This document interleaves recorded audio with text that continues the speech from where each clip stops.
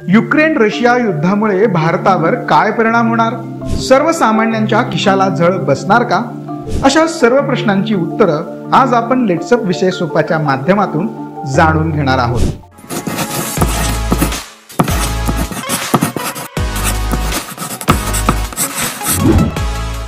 युद्धाचा सर्वात मोठा फटका वाहन क्षेत्राला बसणार आहे. भारतात रशियाकडून मोठ्या प्रमाणावर धातूचा व्यापार होतो.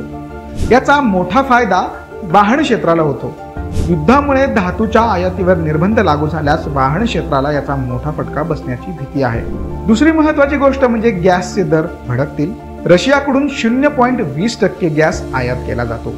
याबाबत गॅस ऑथॉरिटी ऑफ इंडिया लिमिटेडने रशियासोबत करार केला आहे. या अंतर्गत 20 वर्षांसाठी दरवर्षी 2.5 दशलक्ष टन गॅस आयात करण्याचा करार करण्यात आला आहे. मात्र या युद्धामुळे यावर देखील परिणाम होण्याची शक्यता आहे. तिसरी महत्त्वाची गोष्ट म्हणजे कच्चे तेल महागणार आहे. सध्या कच्च्या तेलाने गेल्या 7 वर्षातला उच्चांक गाठला आहे.